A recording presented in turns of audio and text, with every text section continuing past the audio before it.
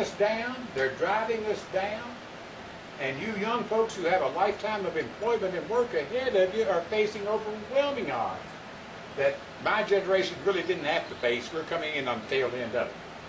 And a lot of people in my generation who've worked all their lives to try to retire had their entire savings wiped out in this debacle over the last several years.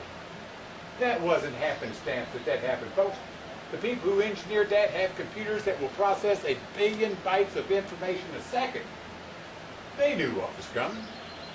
But they also know that they want a one-world government. They want a global economy.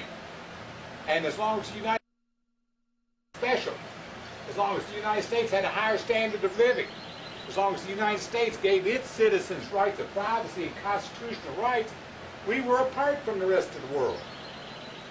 And they said that we can't lift the rest of the world up to the standards enjoyed by the United States and its citizens, so we're going to have to put the United States down. And that's what big special interest money has bought off both political parties from the top down, Washington and locally. And these people who are exercising policy decisions in this country, people who are taking and dictating what rights you have and all, many of them are the people I call the petrochemical, pharmaceutical, military, industrial, transnational, corporate, fascist, elite SOBs.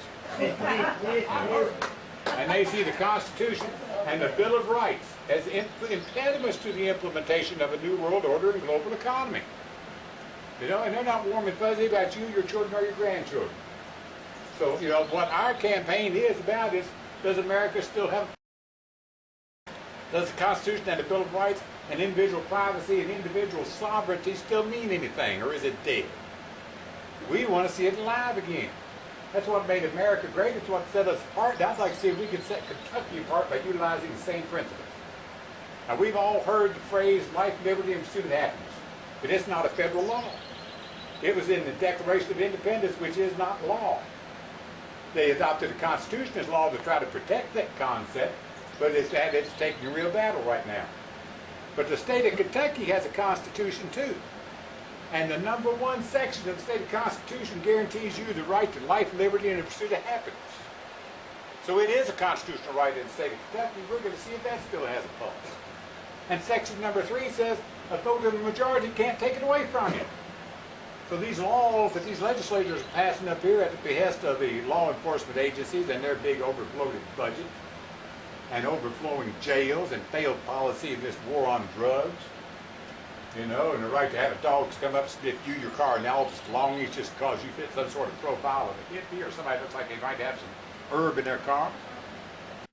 Is it all that? We're going to take all that away. And you're truly going to have to do something that sets probable cause for I want the police to have anything to do with it. This mandatory random is a bunch of bull. And you right to be able to go down the road obeying the laws and be left alone. You know, we're going to see if we can make a state that instead of the $8 an hour jobs is based on tourism because people want to come in here because we're the most gracious state in the Union. Because we have a government policy of treating you with respect and dignity. And you could come into our hotels and motels and boat docks and little mom and pop operations just like this right here and be welcome. And not have to worry about whether somebody's watching. And you go over, sit down in your hotel room, row 1 and order room service for all we care. Because we know you're not going to get drunk and punch holes in the wall. We want people to come to Kentucky because Kentucky, for a long time, had a reputation as being a gracious southern gentleman and southern lady kind of place. And you know, just because you got a tattoo and wear a beard doesn't mean you can't be that way. So our whole concept of us in respect to the people is not us versus the people. It's us, we are the people. We don't have a party agenda. We don't have a party dogma that we need to pay attention to.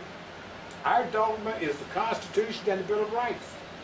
And what we want to put is the people in front of the parties for the first time. We're not looking to replace your local senator or representative.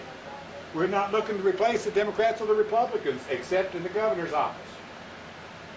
You know, we need the people in office right now. They know the ropes up there. They're going to be the ones that help us get this stuff passed. So they shouldn't feel any threat to us, and if you're a Democrat or Republican, you shouldn't feel any threat by us either, because we're not looking to make you change your party affiliation or adopt another party. All we're asking you to do is avoid the straight party ticket and vote for us as independents for governor. I don't care if you pull the straight party ticket after that or not, because it has to change from the top down. And the first thing we need to do is restore respect and dignity and transparency and trust in the political process in the state of Franklin, in the state of Kentucky. The last 3 out of the last 7 sessions, they couldn't pass a budget. That's their only job, is to pass a budget. And they couldn't do it in 3 out of the last 7 because the leadership couldn't come to an agreement on who got what in the spoiled system that's running things right now. I guarantee you, I'm going to be just as broke when I come out of office as I am going into it. Unless I have to sell a lot of my book, which is called The Last Free Man in America. I advise each of you to go to my website, send me an email address, and I'll mail you one, or I'll bring a box of it up here and we'll give it away.